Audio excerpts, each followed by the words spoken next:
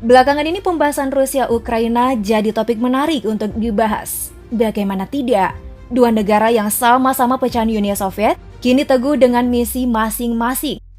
Sehebat-hebatnya Uni Soviet, tapi tak ada yang bisa melawan takdir. Kekuatan Uni Soviet bisa runtuh juga akibat selisih paham antar anggotanya.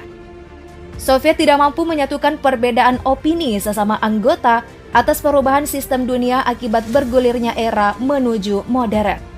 Uni Soviet kemudian pecah menjadi 15 negara merdeka. Negara apa sajakah itu? Dan bagaimana kekuatannya setelah pecah dari Uni Soviet? Inilah 15 negara pecahan Uni Soviet. Mari kita mulai dari wilayah terluas Uni Soviet. Ada Rusia yang menggantikan Uni Soviet di kursi Perserikatan Bangsa-Bangsa.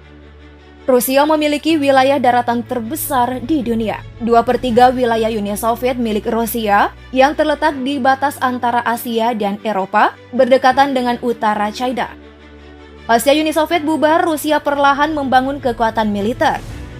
Meski kalah dalam Perang Dingin, Rusia sanggup menempati posisi kedua sebagai negara dengan militer terkuat di dunia versi JFP.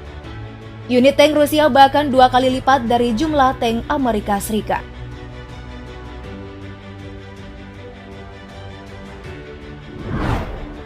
Next, ada negara yang saat ini berkonflik dengan Rusia.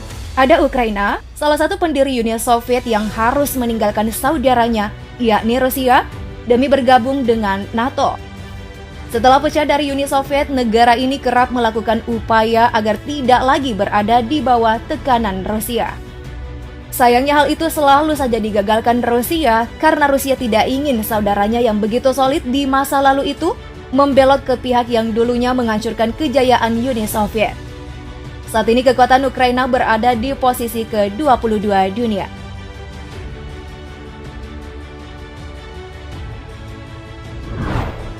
Selanjutnya ada negara pendiri Uni Soviet lainnya, yakni Belarus.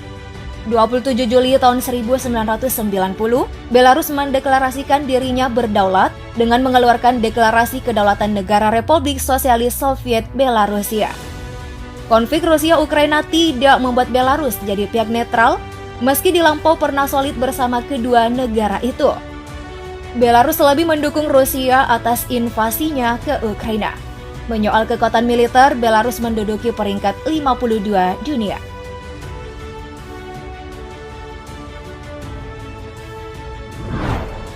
Setelah tidak lagi menjadi bagian dari Uni Soviet, 31 Agustus 1991, RSS Uzbekistan merubah namanya menjadi Republik Uzbekistan dan mendeklarasikan kemerdekaan.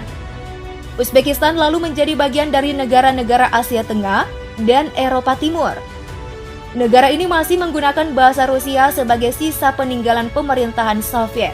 Namun, bahasa resminya bahasa Uzbek, sebuah bahasa Turki. Negara ini jadi salah satu destinasi terbaik yang bisa dikunjungi. Adapun kekuatan militernya 2 peringkat di bawah Belarus, yakni di peringkat ke-54.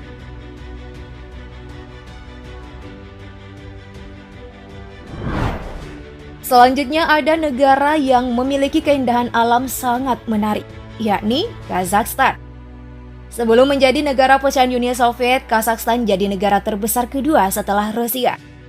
Inilah negara terakhir yang meninggalkan Uni Soviet tepat 16 Desember tahun 1991.